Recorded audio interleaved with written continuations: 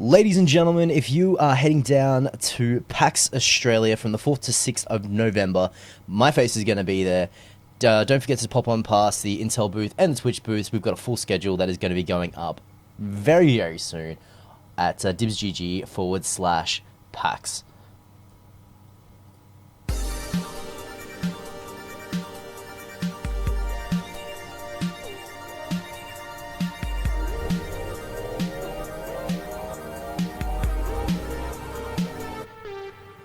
Yo, good morning. It is officially Wednesday, my dudes. Welcome back to Filthy Creatures Live. My name is Dibbs. It is super early in the morning. It's just been raining outside. It's all good. But first, we're going to talk to the most beautiful man in Missouri, Mr. ArcDK. How are you, sir? I'm doing pretty good, buddy. How are you doing today? Tired. I look like I've been dabbling in some weird substances. I have bags underneath my eyes that are huge. That are huge enough to carry groceries, but it's fine. I was up most of the night watching. Do you hear this? Do you hear this, folks? He's not sharing his weed. He's not sharing. I mean, he could literally ship this shit to me. It's not like it's going to be bad in shipping. Oh, it's gonna get picked up by Border Patrol. No, it's Now you're gonna have a bunch of stoned USA fucking Border Patrol. They're already stoned. What the fuck? Anyway, they get all the good stuff. So I was up most of the night watching the Blacklist, getting caught up on that stuff because I know that after I'd finished with the morning stream, then I crash out for like 4 hours and then I'm pretty much good to go. Yeah, I survive on like 4 hours sleep, whatever. It's fine. It's not a crazy ass thing. So what's been going on in your sphere in the last since yesterday, right? Sure, the entire world has just gone completely fucking oh wait, no, that happened centuries ago. Yes. Nothing really. Nothing's actually been kind of going on here. You know, just the normal shit. Just kind of live, I guess. Yeah. I got sleeping, nothing. streaming. You know that whole thing. Essentially that. Yeah. It's pretty good. It's pretty good cycle. I'm absolutely down for that sucker. Last night I played some Battlefield 1. Came to the crazy ass conclusion that I am going to put an end date on Battlefield 1. And it is I already have one of those too. It is going to be no, I'm not talking about for myself. I'm talking about just the general consensus. Okay. But by the end of November, that game won't be a thing. It'll be like it would have gone. It'll be alive in some way, but like the general hype and stuff around it is going is sort of like slowly started to taper off. We're seeing Titanfall 2 that is coming out. We also spoke about the possibility of doing an idea of the first show of every month. We're going to do a coverage of like these are the games that are coming out for the month. I really enjoy that. These are the games of the month of November. I guess would be the first one we would do. That's crazy. When we look at the schedule, just give me half a moment. The schedule. No, it needs to be one of those. It needs to be one of those. The shit. This month in November, the shit you're gonna buy. Yeah. What's gonna drain your wallet in November? Right. We've got so that'll be on Tuesday. The first will be on Tuesday. We can do that. We'll go ahead and do that. I don't think the list is like crazy big long, but at least there'll be some stuff we can say. Hey, this is something we might want to look at. This is something we might not want to have a look at. That'd be a good piece, actually. We'll go do that. We'll add that to the list of things. Here's the games you're gonna want to probably take a look at, and here's all the rest of the shit that if you buy, it's because you got little kids. Yeah, true that. And they're like, "Mommy, Daddy, buy me this drop and be really annoyed and throw a fit in the fucking middle of the aisle." Give me them video games. I didn't swear I didn't kill anybody. It's fine. Talking about shit for kids, though. Straight to the first article. Let's go ahead and go right to the first article with shit for kids. The creators of Pokemon explain why Sun and Moon has ridiculous monster designs. So, I'd like to point out, I've seen some of the designs and they're reaching, dude. They're reaching so hard. It's not even they're reaching. There's times no. Like there's been other times where the game, like the character designs have been complete asinine stupidity. Yep. And yes, there is a lot of really, really bad designs here, but it makes sense and it doesn't make sense at the same time. Basically, the article, they basically interviewed Gamer Freak's Junshi. I'm pretty sure it's Junshi Masuda. Masuda? Junichi Masuda. Yep, cool. Yep, close. Yeah. I get a sorry, wait, a cookie. Can you get the second one? Can you get the second name? I'm not even gonna try. Shigeru Omori. But yes, it's fine. So So they basically interviewed these two guys and were asking them about it, and essentially what they basically said is that they were trying to, like, when designers first came up with the idea of the background is that the sun is Allura is so strong that the Exetor just keeps on growing. We're talking about the dude with the long neck because he's fucking retarded. Which is a dragon Pokemon. Firstly, that's a dragon Pokemon. Charizard That's a dragon Pokemon. Pokemon. Is counted as a dragon Pokemon. Get the fuck out. Which still, to my fucking to this day, doesn't make any sense that Charizard is not a fucking dragon. He's got Sword in there. But this palm tree looking mofo here is. Oh yeah, he's a dragon. That's dragon. That's dragon, get the dragon. No, fuck that dragon. I won't even use that dragon when I get this game. But it's basically, they come down to, it's like being like, they ask why the creations were so absurd, and it's one of those, and borderline troll-like. I love that one. Yep. Bordering on troll-like. So basically, they basically said it's a fun fact. One of the variety Valiant Warrior Pokemon was the first creator designed for the last gen. So this guy right here, this little dinosaur-looking motherfucker, was the first one that was first designed for it. Essentially, what they have to say is it's one of those things where it's really hard. You have to make several different character types, and you come up with the ones that are really cool looking that everybody's going to want to use, and then you got the really goofy ones that maybe every once in a while people are going to want. Here's my thing, though, because this is what's going to actually happen. It's going to be the thing that pisses me off. All the cool-looking ones, like the ones that you're actually really going to want to use, are going to be total shit. And all these really stupid-looking ones, like the fucking giant, supersized dildo palm tree over there, is going to be the one. He's going to be like the best Pokemon in the world. He's going to be able to stomp everybody. If you're not using him, guess what? You get your dick kicked in! I think they're reaching now. I think if you do enough generations or something, it's gonna be like it was around Gen. I think it was Gen 4 because what were we in Gen 8 now? Dude, as far as I'm concerned, there's only 150 Pokemon, and that's it. Right? You know what I mean? That's it for me. 150. But it was around Gen fucking 4 that they did a lot of really stupid Pokemon designs, and it was one of those moments where you're like, I don't know, but then Gen 5 they came out and like, those are some sick fucking Pokemons. All right, you guys did it.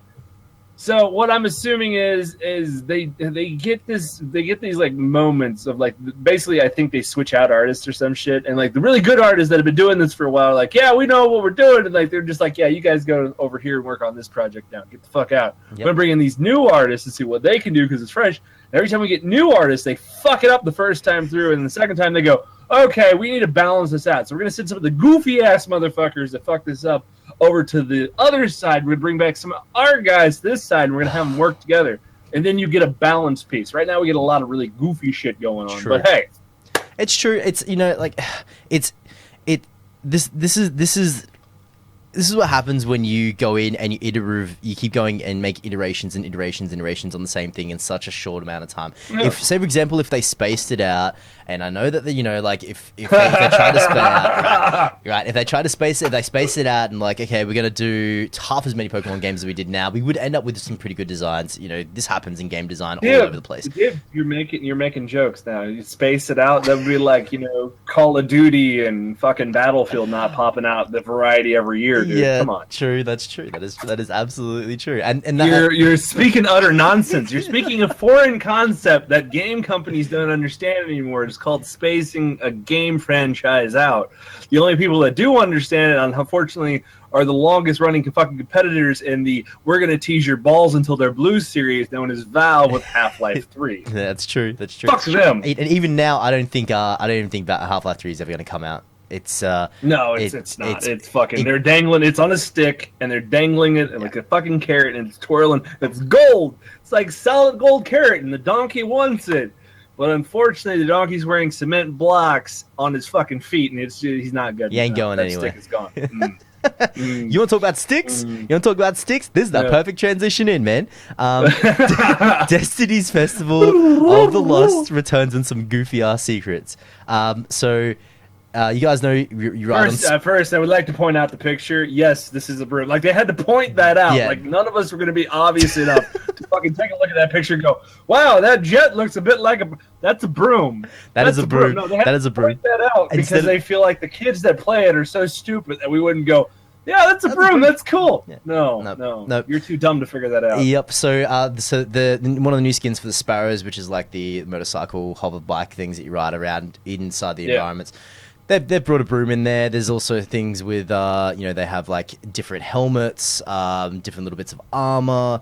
They'll have different emotes. They'll have. I can tell you right now, I want the super black armor shader first of all, so Yes. so I can go full emo, and I want the fucking ghost the Like Ghost that Rider one right there? show in the picture. Yeah. Dude, like that is so badass. I would wear that forever. I wouldn't even care what negatives I would hell have yeah. for wearing it. I'd just be like, I'd just walk in the room and be like, look into my eyes. Be like, you're not Ghost Rider, get the fuck out. Shut up. They need the ability to change that color too, so it's not just blue. Yeah, You know, fucking. change it I to- want mine pure. I want mine fucking pure white or some shit. Yeah. Pure pink, man. I want it pure pink, so I can be like, I go out for Gay Pride Day or some shit. Be like, we're fabulous. Looking so good right now, but you can get different. You can get, like good. you've got the different brooms here. Obviously, one's like a black broom and whatever the hell the other one is there. But it's good. These seasonal events are always great. And it's not just Destiny that are doing it. It's World of Warcraft. It's League of Legends, Overwatch. Everyone's doing a seasonal event. Why not? I mean, Which is good. Get into it. Good. You know what I mean? You should be doing something like that. If you want to keep a it's a multiplayer, massive multiplayer at this point in time, because unfortunately Destiny went for the MMO route. Yeah, it did. Tied person share in which basically shot themselves in the foot. I feel I could be wrong. Don't quote me. Wait and see. Don't quote me, goddammit. But with that being said, it's one of those things where it's good to see all these different companies coming together and be like, hey, you know what? We want to do some really goofy shit for the Halloween, for Thanksgiving, for all these different holidays, and it's good. I want to see more of that. I want to see more game companies that do fucking giant ass things like this to be like, hey, it would be a really good idea if we just gave more content, because it gives more content. It gives us more stuff to play with. So it's always a good thing. A really good one game that I want to see how this is implemented in Sea of Thieves. I want to see how these seasonal events are brought into Sea of Thieves, dude. Like a Day of the Dead, like that type of thing. That'd be with, kind of skulls cool. and stuff everywhere. You could unlock like a fucking full mariachi skull suit or some shit. I mean, walking around. I'm absolutely- Oh man, you Like, what are you doing? I'm assaulting your culture. That's what I'm doing. Yeah. Fuck you. Oh my God. And there goes Talking about a culture right now. So, World of Warcraft returns to Karazhan. Yep. Nailed it. Update is live. It is fucking live, boys. It is now live. I know what I'm going to be doing today. We covered this a little while ago, like a few episodes back. We talked about how they were bringing this back, and it's fucking live now, boys. It's up and running. It's there. It's there. Do it. Now you have a reason to ignore your girlfriends and wives and sit down on the computer for hours on end and not get laid. I mean, Go slay dragons I'm pretty sure in dungeons. Go slay dragons. Because there's always a dungeon in a raid. There's always a dragon in a raid. All kidding aside. Now, I wasn't a huge WoW fan. We all know that. I did waste a year on WoW, and I missed all kinds of video games. So not the hugest fan, because apparently some people waste 5 to 6 years of their life before they come up for air. So yeah, Dibs. I'm talking to that man above me right now. That's who I'm talking. Him. Yeah. This apparently was a dungeon that came out a while back ago, what was it, around the second expansion? Yes, I think? second expansion time. Second expansion, this came out, and a lot of people loved it. Dibs was talking about it on the last, not the last podcast, but several podcasts ago, how much fun it was, how interesting it was, and they brought it back, and basically what they've done is they revamped it. It's updated, is the new 5-player, 8-boss mythic dungeon. And basically, it's just an adapt version of that. So it's really cool to see them bring back something from basically fucking so many expansions ago. I can't even count that high anymore. And they're like, hey, guess what? We brought it back. It's all vamped up. Here you guys go. And it's like, oh, it's great. It's great for that nostalgia jab, and it's not a raid. So you're not going to be going in there with 10 guys. Generally everyone has within reach in WoW anyway. You generally have 3 or 4 friends. Potentially have your 5-man group that you sort of just run with. This is perfect for that, to take your boys and go in and see this whole content. You have the 5-man circle jerk. That's the one. Talk about circle jerks. You want to talk about crazy ass circle jerks right now? Kotaku has this crazy ass article up called "The Division's Rocky Road." Now, this is not a cue up the fucking Rocky song, you know. No, this is something entirely different. I mean, like, I'm gonna let Dibbs go ahead and take what he's gonna say because I'm gonna fucking put this thing Ubisoft's on third-person shooter, The Division, has been one of 2016's most interesting successes and one of its worst fiascos. The people who make it now hope they can also be the year's best comeback story. No, it's done. It's done. It's 100% done. If you launch a game and it is not 80 to 90% ready, good to go, everything's like absolutely mint from day one, you've got a really hard slope to climb up, especially in the console space where this game sort of like rings true. And when you have something that yes, there are PvP elements and PvP aspects to this game, but when you look at the replayability of this game, it's not very long. It's not something like Destiny where you have like we have the Crucible where you can go in and play like multiple PvP matches and do all that sort of stuff.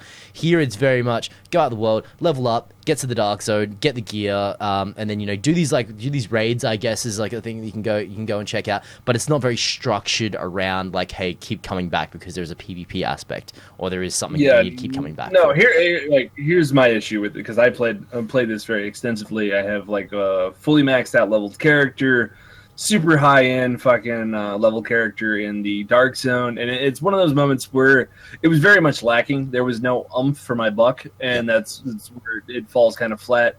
As somebody that bases most of his purchases on, am I going to like the story? I was very much influenced by the story being something that was akin to basically a survival game, but it was more structured and less zombies, more man versus man. And I was very much looking forward to that. The problem is the story is utter lacking. It's complete balls. There's nothing there. They promised us so much, and they did not deliver on jack diddly shit, unfortunately. It's true. On top of that, the Dark Zone is completely boring. I mean, like you go in and any structured PvP is fine. That's cool. It's there. There's a structured PvP, but it's not one that has a ranking. It's not one that the only reason why you ever come back is for more loot. That's the only reason why. And when you essentially have the best loot for what you need to do, which for me was just being able to go and back and do like the main missions, but over again on the harder settings, you fucking defeat the entire purpose, because just going in and grinding over and over and over and over and over again for better gear is completely it's boring. It's boring, especially since it's the same fucking way to get loot over and over and over. You go in, you gather loot. Pray to God no player tries to shoot you in the face. Yep. If they do try to shoot you in the face, you shoot them first. Boom, done.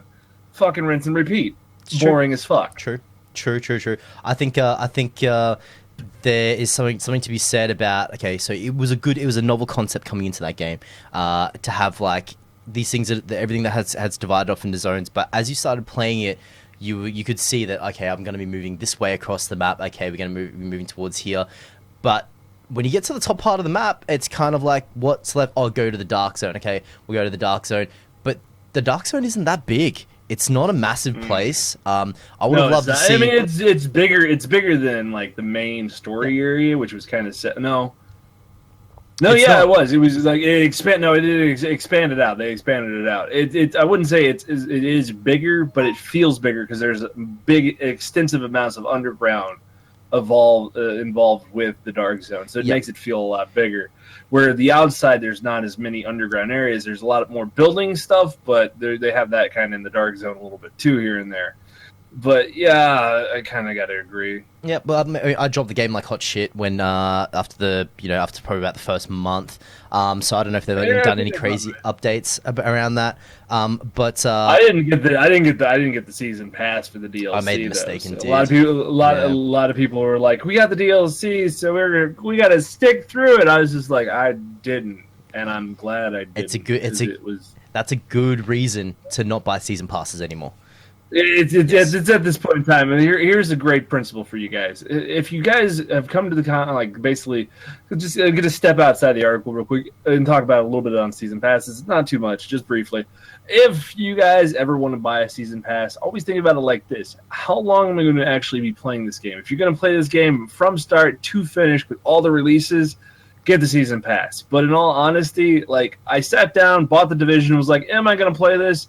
I don't fucking know. So I can wait to season pass because those companies are kind of greedy. They're more than happy to hold on to letting you get in the season pass like a month later. Yep. So if you sit down, play it, you decide you're going to keep on playing this thing, get the season pass. If not, it's cool.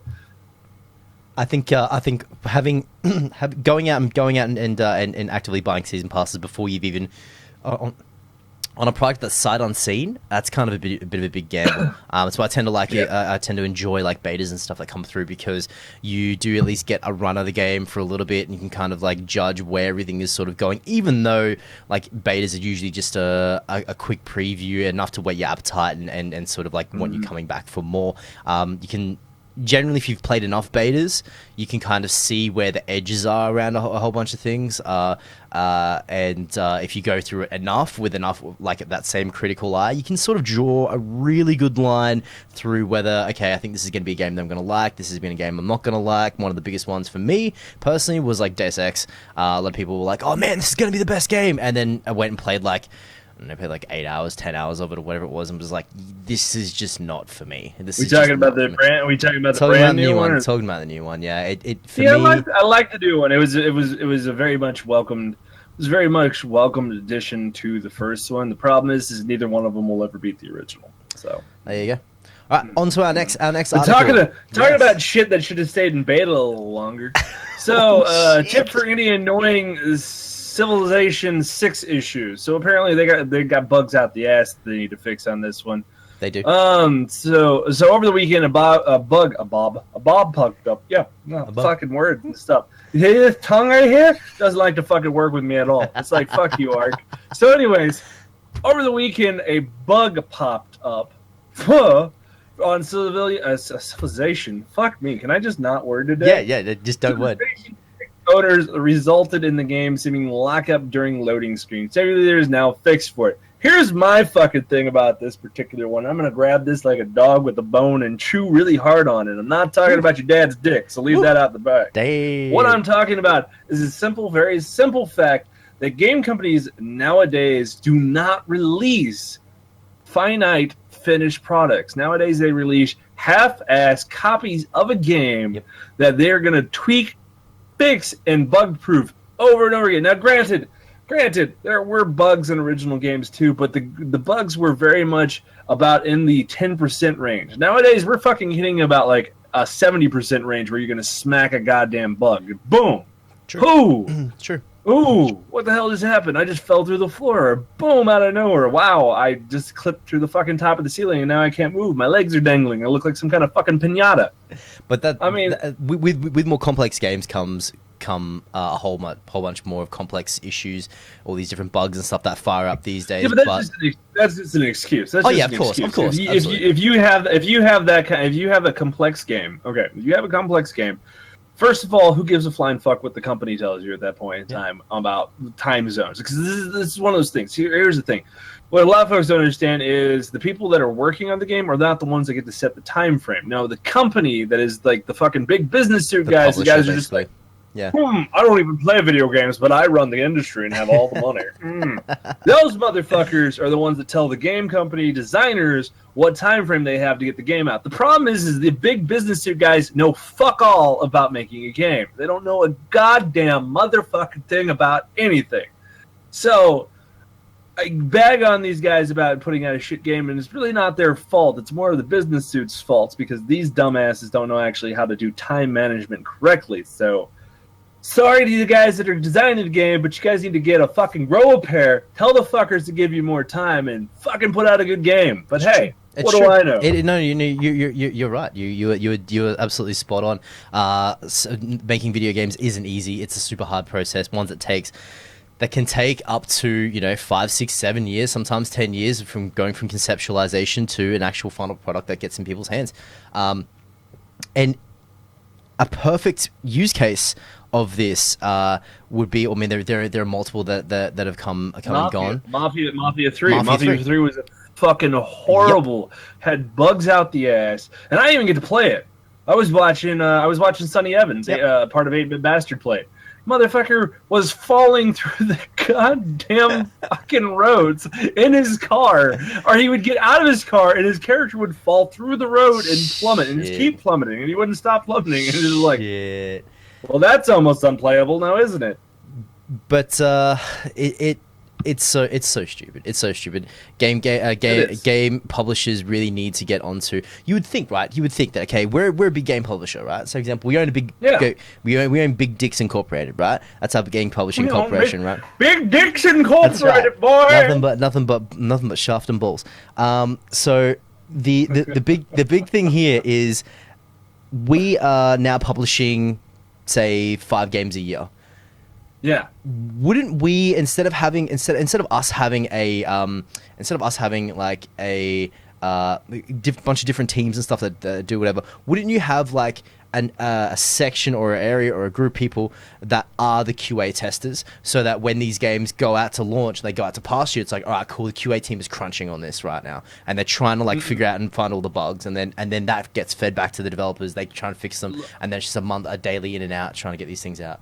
Let me give you a spark, a little tidbit of information. All right. So somebody who went to school for game design, that's right, I just said it. I went to school for game design. I did it for about a year and a half. I didn't finish, so a failure on my part, success on other parts. But hey, it's fine. I learned a few things. Yep. First of all, the people that are coming in to do game design. Yeah, I know. Oh my God. They're all young kids. They have no idea how to lead. And what a lot of folks don't understand is a lot of folks ask you, what part of game design did you go into? No, game design is actually a titled degree by itself. There is no part of it. You're taught multiple things as a game designer. The game designer, the guy who is known as a game designer, the guy who's got right next to his name, it says game designer, is basically almost like a team lead. He is the guy that's like a couple steps underneath the team lead. His job is to keep and coordinate and keep everybody on track. That is what a game designer's job is. He is to lead the team and to basically output jobs for these guys to do. The problem is there is no true leadership there, because a lot of these kids that are coming into this job field are pants on head retarded, and it is bad. I will tell you that right now. I went to school at Full Sail. I'm not trying to bag on the. I'm not trying to bag on the college. It was shit. So, but it was one of those moments where it was really saddening to see all these people that had no idea what the hell they were doing, and the classes were really stupid, and you couldn't understand a damn thing they were teaching except for the simple fact they were trying to teach leadership. And here's the problem about leadership. You can't teach leadership. You either have it or you don't. And a lot of people that were in that field did not fucking have an idea about anything. Yep. And it was saddening. One of the big things here is like the guys that you will find that make it successfully in game design aren't guys that are going to go to a college and everything that they're going to learn about. Exactly. They're the guys in their mom's basement that all you people make fun of. No, this is this is the big thing. Is like, if you want to go out and learn anything, you obviously will start and poke and prod and try and figure out as much as you can. Yeah, and then when it comes into like a more structured sort of field of like, okay, here is a curriculum of what you needs to be learnt, then you can be like, oh, I already know like most of this stuff. This is kind of cool because like it feeds into this stuff. You're not going to sit there with with a dumb look in your face going, oh, is this what game design is? Okay, I will do this work and I have a ticket. I am a game designer. It's like, no. This is a very passion driven field. It's not a field that's super rewarding as well. You got to think, man, when game developers talk about crunch time, they usually spending about probably about 40-50 hours a week at the actual at the studio. More than that. Yeah. There was more than that. Some of the guys don't even fucking leave the studio. They have beds there. Yeah. They have like cots and shit, and they're sleeping underneath their desk and stuff. I mean, it's a pretty rough job, and it's not something that it's not something that's overly appealing for some folks. And like, as somebody that was trying to get in the field, I was really looking forward to it. I already knew what I was getting into, but after meeting the massive amounts of overabsorbent sponges of shit that were a part of the curriculum, I was out. I was done. I actually wanted to change my degree to video game writer, basically the guy that does the script, and that's all I wanted to do at that point in time because I wanted to do nothing with any of those people that happen to be going into that particular field. So, yeah. That's fun. That's fine. You know, people will sort of do their thing, but like it's like any field, man. If you love something enough, it doesn't even turn into work anymore. It's like this thing, right? It's true. It's like, you know, people are like, oh man, you just turn the camera on and do your thing for like 3, 4, or 5 hours. It's Oh, like, no. there's Oh, like, no. there's Oh, other no. stuff. No, There's other stuff. We put in about at least, I want to say we put in about 10 hours of work a day on videos and VODs and on YouTube and Twitch and Beam and all that shit. You're putting in hour upon hour upon hour. It's one of those moments. It's one of those fucking moments. Oh, boys. absolutely, absolutely, it is. But you know, it's one of those things where it's just a passion. So talking about a giant absorbent sponge of shit. Watch Dogs 2 is making fun of Donald Trump. That's right. They're picking a bone at Donald Trump at this point in time. They're waving it in his general direction, and they're taunting him with it. Crazy, absolutely crazy. I think so. Warning, real quick. Minor spoilers ahead. So you know how this works. This is how it works. All right? So in an attempt to sort of like stay current and stay like cool and hip and like let's try and like make this stuff happen. So Watch Dogs 2 takes shots at everything from Donald Trump to Martin Shkreli to goddamn Knight Rider. Yeah, so it's sort of going all over the place. Is this game turning into Saints Row? If you guys don't remember, the very first Saints Row was very dry, very cookie cutter from, here is Grand Theft Auto. We're doing our version of Grand Theft Auto, but you're building up a crew. Okay, that's kind of cool. And then the next one hit, and then the third one hit, and you're like, wow, it is so cartoon, comic booky, just crazy ass storyline, people getting superpowers, like all this sort of stuff.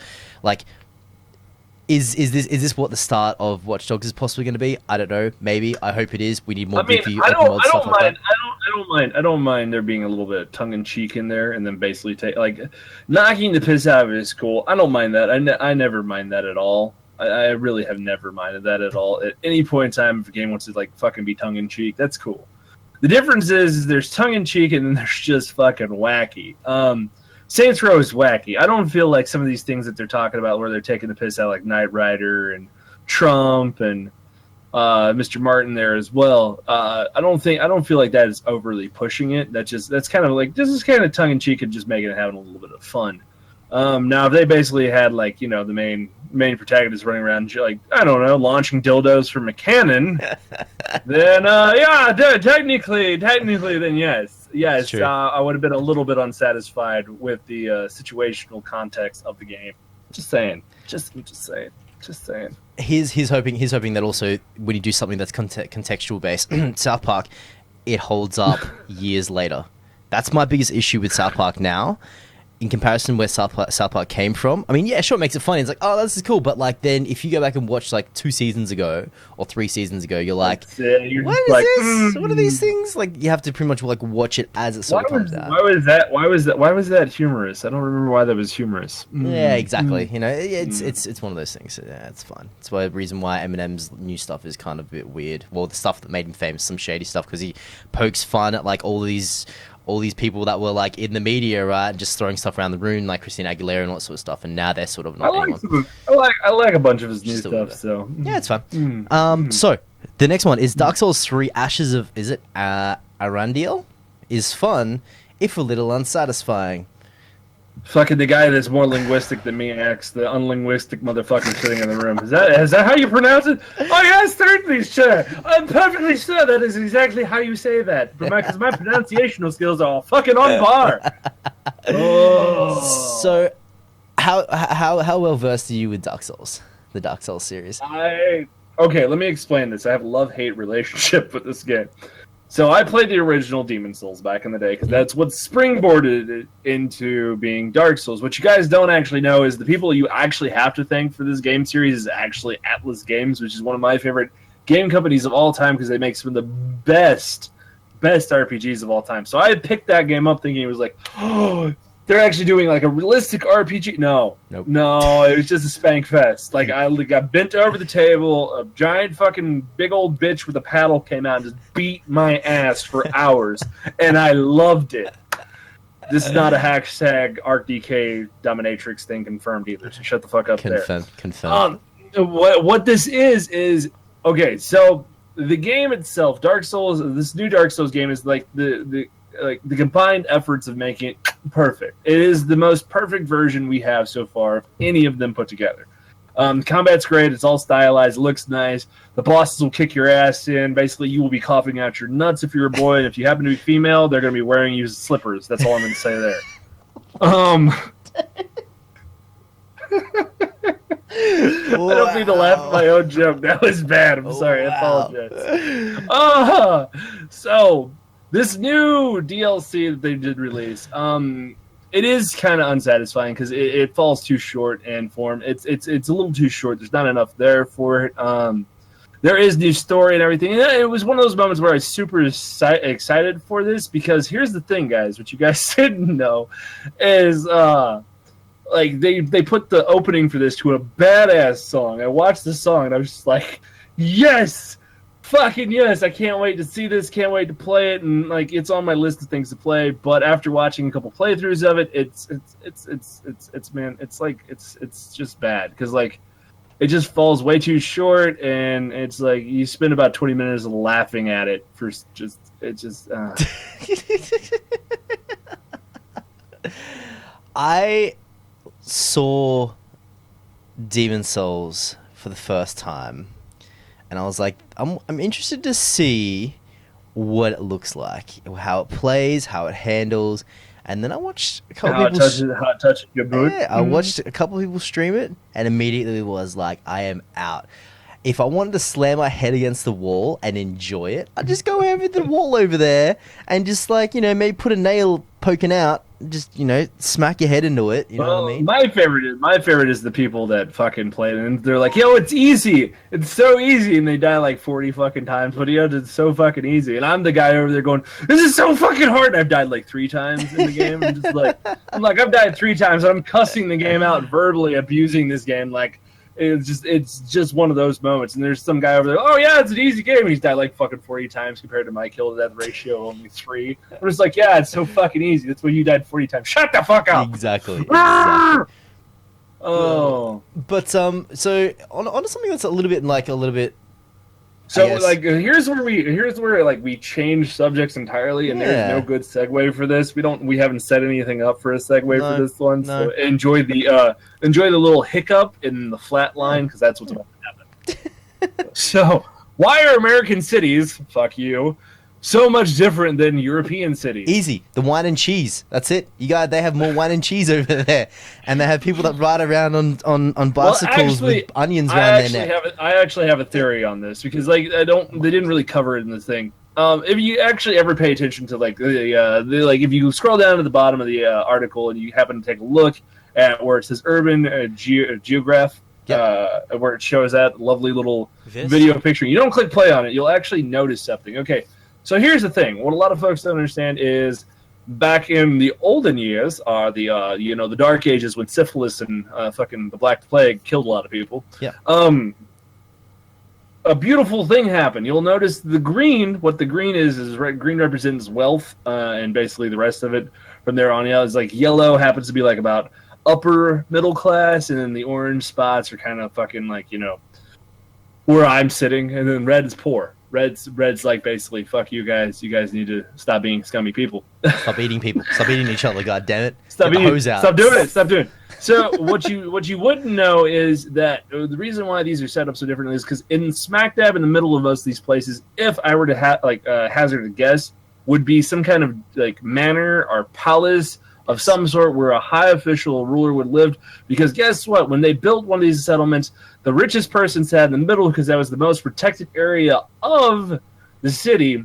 So the armies would have to come through at that place. So meaning that wealth would spread out generally this way. Meaning that you would have around the area very well-off residents, which kind of make up like kind of the royal area or like dukes, nobles, and all that kind of stuff. And then you'd have like the well-off craftsmen on the other side, and then it would just spread out from there. You'd have peasants and all this other shit going on. So whenever they're doing this kind of comparison, it's kind of hard to do that comparison for this very simple reason. When we came over to the United States, First of all, we fucked all the Indians out of their shit. We apologize for that. There's a game based on Custer's Revenge, but yes. Yeah. There's there. Oh god, damn, that's such a bad game. Such a bad game. So we came over. We took over America. Essentially, we spread out to the four worlds. We were just like, fuck you guys. We don't want any stabilization. We went out and like sparked our own claim, and essentially the cities grew from there. So you have rich and poor districts, middle class districts, all mixed around because we don't have a king or queen. We weren't giant dickheads with kings and queens, so that's why it's different. There's no real need to like fucking rip this all apart because it's that simple. That's why it was. It's true. If you look at I think one of the better ways to see this sort of in action is if you look at some of the old cities that were built in Turkey, you'll have like a palace literally in the center with generally a high wall, or it'll be elevated above around the rest of the city, and then you'll have like the lower commons that'll be based around it, and then as it comes further out, you'll have like the normal towns and stuff. It's just a shit show. It's just a shit show. So basically, if like someone was going to come in and invade the city, right, and the dudes that are going to be left are the guys that like all the rich dudes that are like basically like in the center because it's going to take harder to get into. Oh yes, Wallace. We built that giant ice wall to keep all the peasants out and make sure they died first. It's like get the fuck out. Yeah, exactly. Get the fuck out. Talking about shit shows though. So the court approves the VW's $14.7 billion Dieselgate settlement, and now owners can get their money. So apparently what happened, it's been over a year since Volkswagen was caught cheating on emissions tests with the 2.0 liter diesel cars, and over 4 months since the U.S. Justice Department revealed the VW's $14.7 billion settlement, a settlement that has just now been granted final approval by the courts. And here's what it means for TDI owners. So essentially what this is fucking stating is, you got fucked out, you got some money coming to you. Time to cash in, man. Time to splurge on that big TV, man. You're all good. I hear 4K is a good thing that kids are getting into these days. I don't know. Maybe it is. I have all the K's, man. I have no idea. You want to talk about some pretty ill stuff, man? I've got this next one here. Ice-T is a 1920s vampire bootlegger and Bloodrunners, which is exactly as amazing as it sounds. How do you... So here's something that gets me. Okay, How do you go from being... I would like to point out something. Before you continue. If you all need to know, I'm the one that grabs the articles, by the way. And yet I am the one glaring at this going, why did I pick this? Am I just a retard? No. But here's the most interesting thing. As Ice-T, how do you go from a recording artist to then appearing on Law and Order and being cool with playing a police person, like no street cred, or street cred's all gone, I guess, on that side, like a complete flip of like careers. Did he ever have street cred? Oh yeah, dude. Yeah, Ice-T was fucking dope, man. Ice-T was dope, but I mean, I'm not really into that. Like, I'm not really into that particular culture. I like some of his music, but it's one of those moments where I've just never been like, it's like street cred. It's like, so like what? They pay you on the street or some shit? No, it's the same. Pardon the white guy in the room. I know what it really is, but I'm trying to make this. I'm trying to make you understand that street cred to me is just like, okay, it's street credit. That means they give you credit so you can buy shit. It's like, no. It means this guy killed so many mofos for fucking dissing him or some shit. It's like, yeah, it's basically. So he's just a fucking murderer. I don't see that as cool. It's not so much murder stuff. It's basically like how authentic you are to where you live. Yeah, like it's like that type of stuff of like like you are who you say you are through your music. It's not like, hey, I'm a. So you come out and say, example, like you say, so oh man, not fake. Yeah, exactly, okay. exactly. Yeah, so you're legit. Fake. You're legit to where you're coming from. Fake. I would be okay with this. Like, he's not fake. Okay, cool. I'm okay with that. He's not fake. Apparently, though, it's a Sci-Fi Channel original movie. You know what? I'm gonna check this sucker out. No, it's not. Oh, it's not. Sorry, it's not. No, it's not. Sci-Fi original movie. Hey, Bloodrunners is one of the classic gangster vampire movies that you always see around. The ones where a cop in this case named Jackie Miller, played by Michael McFadden. Nope. Faden? I don't know who that is. Fudin? I have no Fukin? idea who that guy is. Ends up in a speakeasy run by a vampire. Ice-T has Chesterfield. First of all, it's a black vampire named Chesterfield. I'm sorry. Yeah, It's already fucked. Who wants to take over the town with his batty brethren? Oh my fucking Christ! Oh my god! Then the cult of Lost Boy and a preacher fight the vampires. That old story. You know, just that classic old story, man. Apparently, it's on fucking entertainment. Go watch it on entertainment. Just. Oh my god! Done. I just think that like, how the fuck do you get to here? How do you get to just a classic vampire story? The only clip they put up there is him like putting up his hands and like bursting into fucking million bats. I'm out. It's red Kool-Aid that pops into red Kool-Aid to bats. Yeah, dude. Oh, wish I could do that, man. That'd be the best trick ever. I'm right, dude. I would love to be able to fucking shoot red Kool-Aid out of my body and turn into a bunch of bats. That'd be fucking great. I'd terrorize parties with that shit. Hey, motherfuckers, who wants some Kool-Aid? Pow! But you got bats too, bitch. Squeak, motherfuckers. Dude, tell me something here's something that's that. Oh my god, this next thing. Okay, this next thing is: will this manually powered elevator replace stairs one day? Okay, here it is. I'm just gonna show it. I got something for this. Okay. So first of all, this will never be a thing in the United States of America, unfortunately, because America loves their donuts and chicken and shit and pizza and all that stuff. So the first time any person over a certain weight, I'm not gonna give any figurative number, 300 pounds. That bitch is gonna break and they're gonna plummet to their death, or they won't even be able to get the fuck up at all. They'll be like, like pull a fucking hernia and then try to sue the company because it doesn't have an exact weight limit warranty on there. So it didn't tell me I was too fat to ride it, officer. I would like to sue. Okay, so this contraption here is if you guys are listening to the podcast, just look through the show notes. It's there, but I'll try and describe it for you. It's basically just a seat, and if you ever think about like if you've ever like laid on the ground on your back and you're like want to like reach something that's like above, just out of reach of your head. If you reach your arm out in front of your head, you kind of like just like compress up like a caterpillar, and you sort of just like you Constantine yourself along trying to get it. It's basically like that, except you're going up. It is super weird. It is super reminiscent of the old when you have like a treehouse hangout. I don't know if you guys have ever done this, but we used to have treehouse hangouts like really high in trees, and to get yourself up, you'd go to your mate's dad's shed and you'd grab a pulley. And you would basically have a seat, and you would have a rope, and you would pull yourself up. You'd pull yourself up. It's essentially that, except for you doing a crunch motion with your body to pull yourself. It looks super nasty too, man. It looks super dirty. It does. It looks like it's like if you put a hole on that, you could actually have yourself a portable shitter. You just be like, It's just, I don't know, man. It's, you know what? It's super funny looking. I mean, like, okay, here's my thing. Okay, it's really entertaining. It's a cool little thing. It's a cool little thing if, like, maybe you happen to be in really good shape and you could, diggy your way on up the fucking stairs that way. But here's the fucking thing. Nobody really wants to put that much effort going up when you can simply walk into an elevator, hit a button, and just fucking go. Go okay? up, yeah, You don't gotta do anything. And it's very much the truth. It's saddening. It's the truth because, unfortunately, we're all about convenience and easiness nowadays. Hell, that's why we have our own 1-800-GET-LAID numbers. So fuck. Just saying, boys. Nobody wants to work for their shit no more.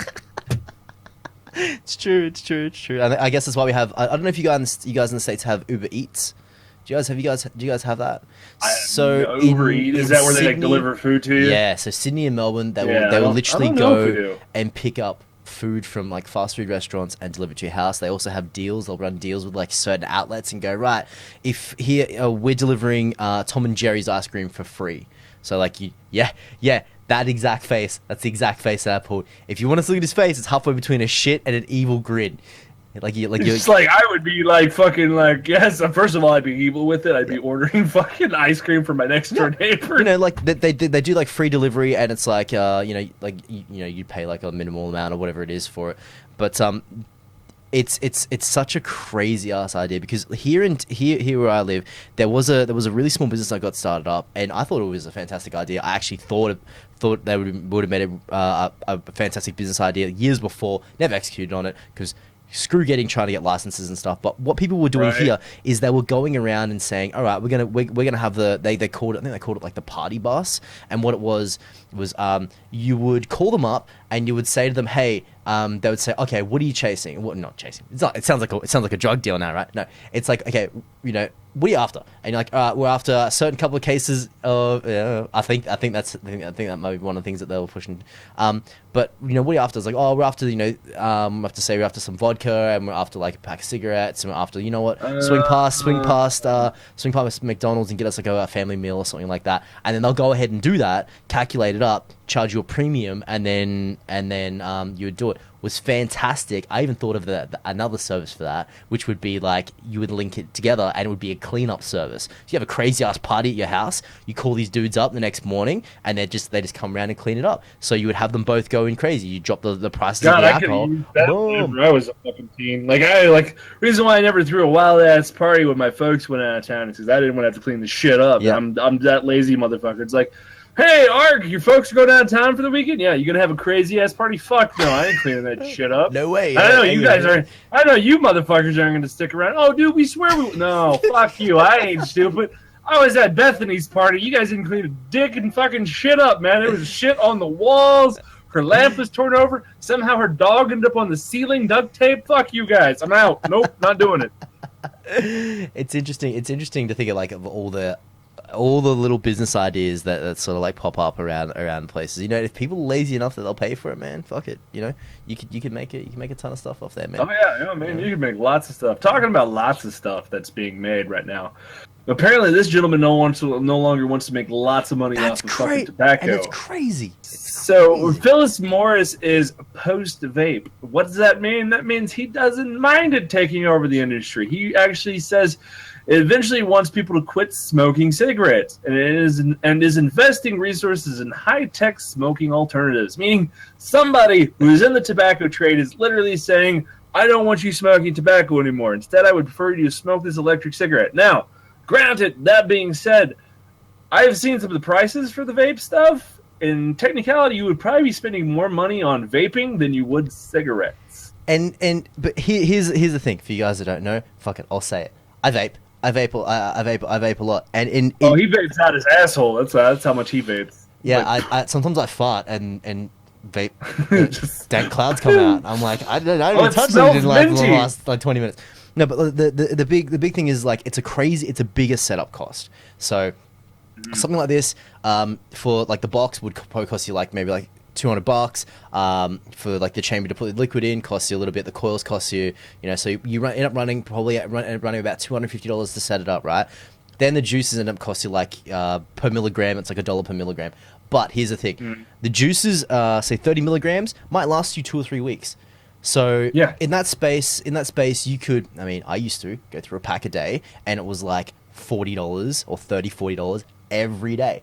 And so instead of spending $30-$40 every day, you put a big investment down like that, and it ends up costing you like $30 on the back end every like week or two, man. It makes a lot more sense if you're going to do it in the long term, if you can commit to it, if you can actually keep going and keep pushing down that road. But then you run into weird relegations in regards to the, is it a positive health thing? Is it a negative health thing? We don't know. It's like, well, you're not technically breathing in all of this crazy rocket fuel and all that. That's the point. That's the point. Like a lot of people are asking that question. They actually already did a full study on this already overseas, but you know how America is. Like you don't get to see that because we don't want you to know how much better this is for you than smoking actual tobacco that has laced chemicals in it. That's what you guys don't understand. Tobacco itself, yes, it is bad for your lungs, but it's not the thing that kills you. What kills you is the laced in chemicals that happen to be intertwined with that. Yeah, the big tar in your lungs isn't good for you, but that's not what kills you the fastest on that shit. It's true. So vaping actually eliminates a lot of that. And on top of that, you're really not taking in so much tar as it is a liquid vapor. So instead, you're coating your lungs with more of a liquid. Here's the issue with that, though. As I understand it, you have since you're coating your lungs with a liquid, you actually have more chances to catch like things like pneumonia and other kind of lung diseases such as that. So you can get sick easier, but if you have a very healthy immune system, here's the thing: as I understand it so far, they've not been seeing anybody getting lung cancer just yet from using this. Then again, it's still kind of in infancy stages. It's going to take us a little bit longer to see what happens. But as so far, people haven't seen buildup of like black goop in their fucking lungs and scans yet. It's not something that's started. It hasn't actually been. I mean, think about tobacco, man. Tobacco goes way back. Oh yeah, tobacco's been here forever. At this popped point up in the last like 5-7 years, basically. You know, it mainstream probably the last maybe 2 years, 3 years. Yeah.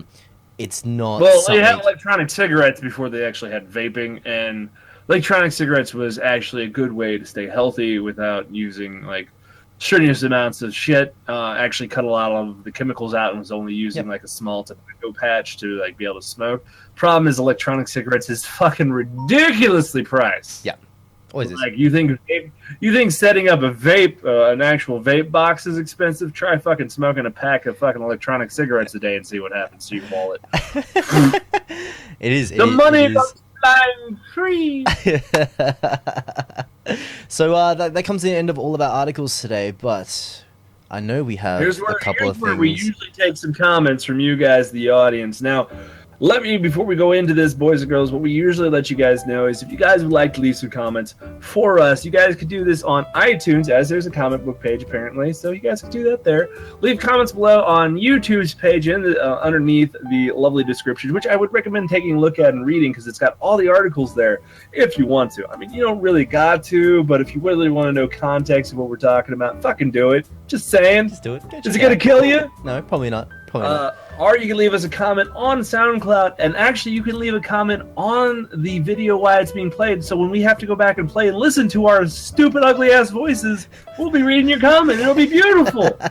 So you guys can do it one of 3 ways. Either which way, guys, always leave a comment below. It makes our balls tingle with glee. So the first one comes here is from Konshu. So when we were talking about replayability inside of the division, right? There's 2 comments he's got here. The first one is, how's replayability any different from Diablo 3? Kind of isn't. Well, you know, Diablo 3 tries to negate that now because they have seasons. It's like, hey, you know, build your hero up for this season and sort of go on from there. In my eyes, it's still relatively the same type of thing. Yeah, it's the same thing. Like Diablo 3, you're grinding for gear, you're grinding for loot. You always better gear, always better loot. Yeah, they do have seasons now because I play it quite a bit more than I would like to. I'm a bad person, but I like Diablo because it's got an actual storyline. A lot of games nowadays that kind of fall under that bracket really don't really have anything for a storyline. They're just like, oh yeah, here's loot, go grind, have fun. Yeah, exactly. And, at least Diablo 3 had enough balls to make me play through about I want to say 20 hours worth of difficult fucking story progression before I actually was like, okay, I'm bored now. True. Where Destiny, I played like through 6 hours of story progression with, there is no more. The fuck?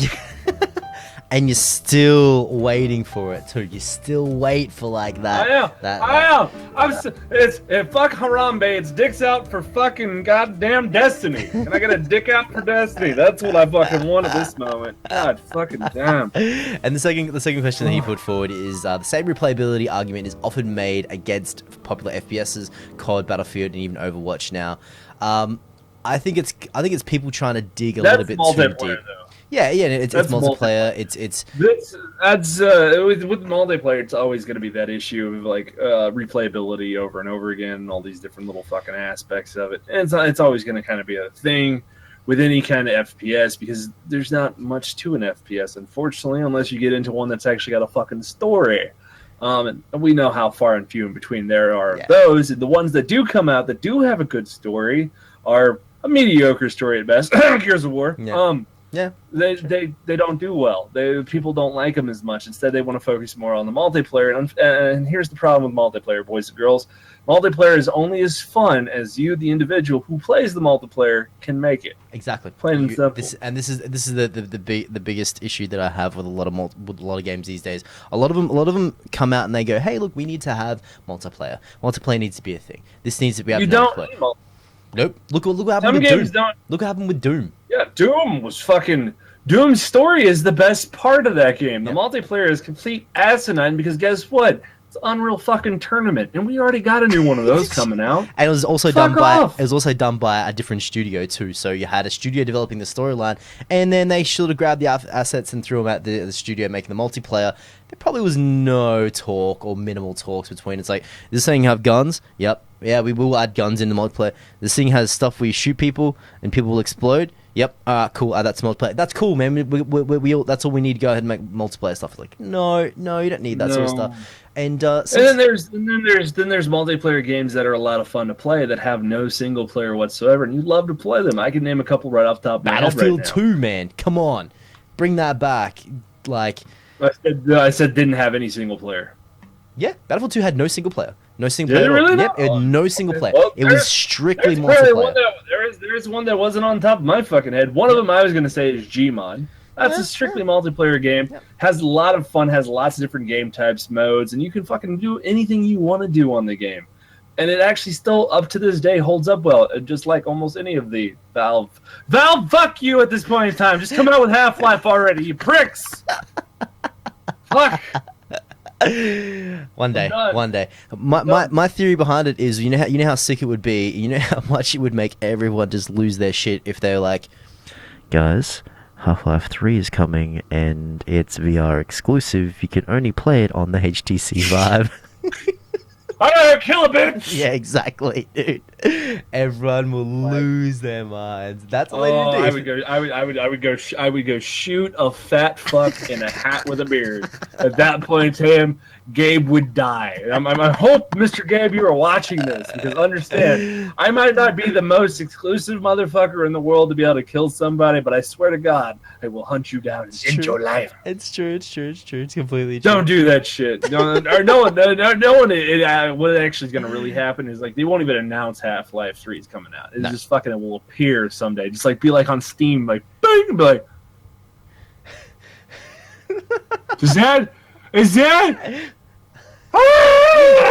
exactly what it'll be. It's exactly what it'll be. And it's just caca all over the fucking place.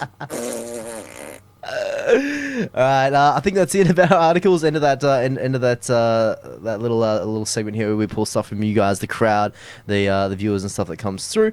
Guys, so we'd like to thank you guys for coming in and hanging out with us today, Mr. ArcDK. If people want to find you on the beautiful internet, series of tubes, etc., where can they find you, sir? You can legit find me anywhere just by typing in ArcDK. If I'm not there, guess what? I probably will be soon. I'm also at your mom's house. Hey! And if you guys want to go in, not really. If you guys want to go in, no, he really is. He's just playing nice. He's your new stepdad. If you guys want to find us, it'll be DIBBSGG, absolutely everywhere, top down, left and right, guys. Also, want you to head over to filthycreatures.tv/podcast. There's a whole bunch of archives and stuff that's going up there. Filthycreatures.tv is going to be a site that we're going to pad out with articles and all that sort of stuff. But until next time, guys, we will catch you soon. Enjoy your days. Don't forget to fart, all that sort of cool stuff, dude. And remember, if you haven't paid your waitress yet, remember, she only accepts blowjobs. I mean, shit. I mean, Visa credit cards. Fuck!